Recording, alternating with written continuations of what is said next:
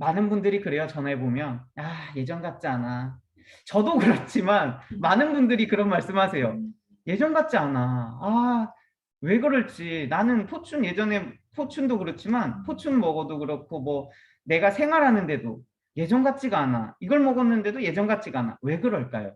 신진대사가 원활하지 않으면 우리 몸은 난 예전 같지 않아라는 신호를 준다고 하는데요. 이 12가지를 한번 보도록 합시다. 네, 유전자래요, 유전자. 첫 번째는 아무 이유 없이 쉬거나 자는 동안 칼로리를 태우는 게 우리 몸이에요. 근데 유전자 자체가 칼로리를 태우는 속도가 느려서 신진대사 원래 느린 사람, 낮은 사람은 어떻게 해야 될까요? 네, 유전자를 바꿀 수 없기 때문에 좋은 습관을 들이는데 초점을 맞춰야 되고, 두 번째는 뭘까요? 호르몬. 신진대사에 호르몬 영향이 있대요. 그래서 몸속 호르몬 변화는 신체 에너지 사용을 방해해서 피로감을 줄 수 있대요. 그래서 갑상선 기능 저하증이나 갑상선 기능 항진증, 당뇨 같은 이러한 질환은 신진대사에 영향을 미치는 호르몬 질환이라고 합니다. 그래서 스트레스 또한 신진대사 속도를 늦추는 호르몬을 분비한다고요. 그러니까 우리 호르몬이 우리 몸을 망가뜨리는 거죠. 호르몬 균형이 깨지고 호르몬이 조금 안 좋은 호르몬이 나왔을 때는 피로감이 되고 내 몸 예전 같지 않아. 그 중 두 번째는 호르몬이라는 거죠. 그래서 우리는 뷰티펄, 저는 펄을 항상 추천해 드려요. 펄을 드시게끔, 그래서 호르몬 균형을 맞추게끔 도와드리거든요.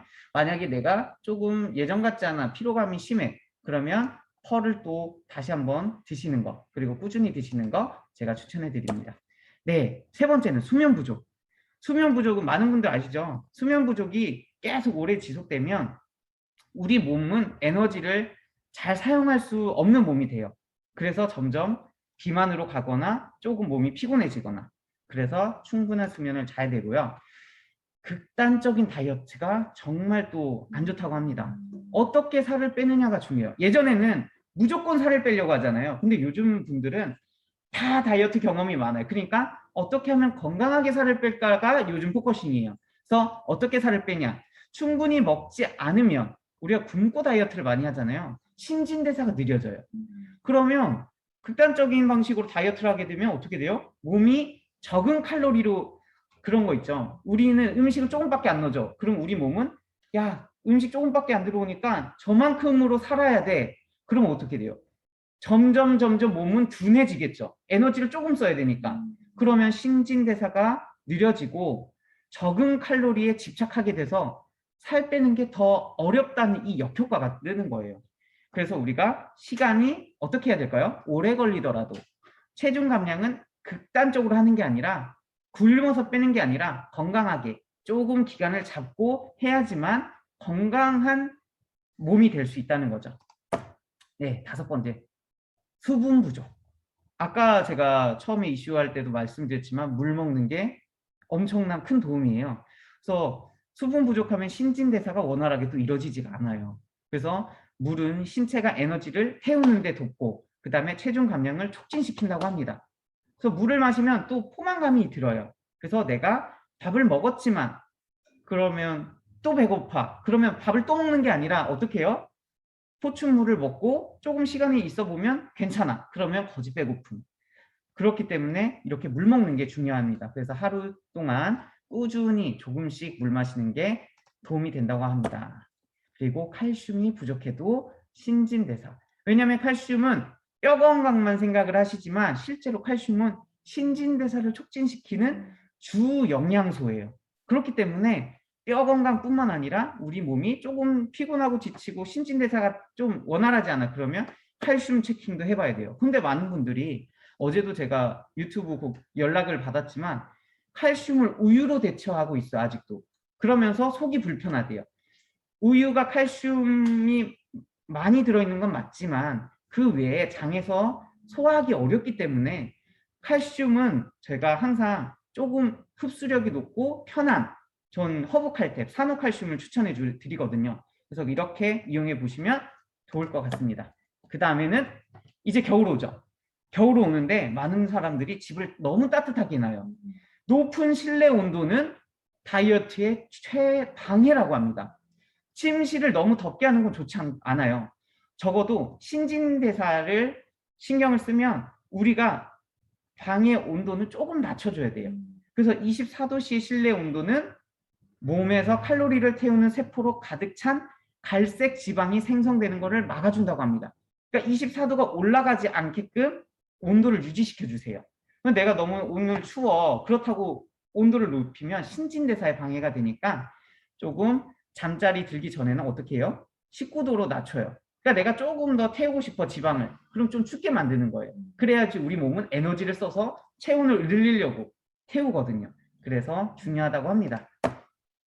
8번째, 탄수화물 끊기. 탄수화물은 이제 뭐 줄인다고 하잖아요. 근데 아예 끊는다고 해요. 그거는 정말 건강에 또 위험할 수 있고 신진대사에도 위험할 수가 있거든요. 근데 신체가 인슐린을 만들기 위해서는 탄수화물이 필요하기 때문에 먹으라 그러거든요. 많은 사람들이 말씀하세요. 야, 단백질이랑 뉴플러스랑 이런 음식들만 먹으면 탄수화물이 너무 부족하다. 탄수화물은 뭐 브로콜리에도 들어있고 각종 야채에도 들어있듯이 썬라이더 음식에 전부 다 탄수화물이 들어있어요. 그래서 썬라이더 음식을 먹었을 때는 영양적인 거는 걱정할 필요가 없어요. 오히려 내가 배고픔이 거짓 배고픔이라는 것만 염두에 두시고 내가 썬라이더 음식을 먹었을 때 배고파. 그러면 포춘물을 드시면 큰 도움이 되실 거예요. 그래서 탄수화물은 아예 끊어버리는 게 아니라 우리가 어떻게 해요? 요즘은 과일이나 채소, 고구마로, 통밀가루 이런 거 통밀로 바꿔서 먹는 게 요즘 좀 건강 지식이잖아요. 그럼 우리는 어떻게 해야 되겠어요? 뉴플러스, 뭐 썬피 프로틴 플러스, 뭐 바이탈 쉐이크를 통해서 먹으면 탄수화물이 알아서 조절이 돼요. 그럼 우리가 음식을 해 먹을 때는 이거 어떻게 하지 생각해야 되지만 썬라이드 음식은 너무나 간편하죠. 가시비가 최고예요. 네, 9번째, 망가진 수면 사이클. 아까도 수면 얘기를 했기 때문에 수면 사이클이 신진대사에 영향을 미치고요. 그 다음에 들쭉날쭉한 식사 시간. 네, 무엇을 먹느냐, 못지않게 언제 먹느냐가 중요하다고 합니다. 근데 식사를 거르거나 이동 중 대충 때우는 이런 식습관은 신진대사에는 엄청난 악영향을 미쳐요.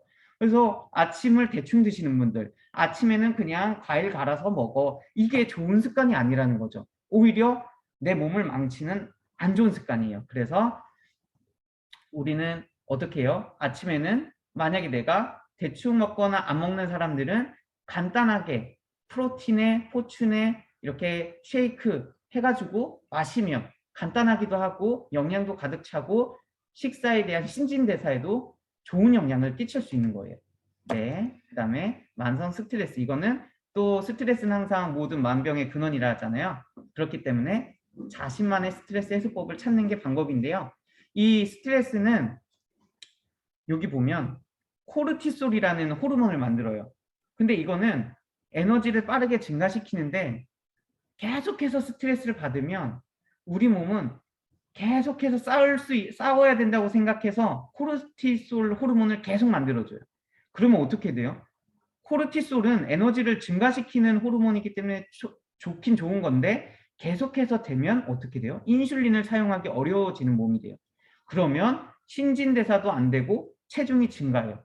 그래서 스트레스 받으면 저도 스트레스 받으면 막 먹는다 그러잖아요. 그럼 먹어서 살이 찌는 게 아니라 스트레스 자체가 코르티솔 호르몬 때문에 자체 체중 증가가 촉진이 돼요.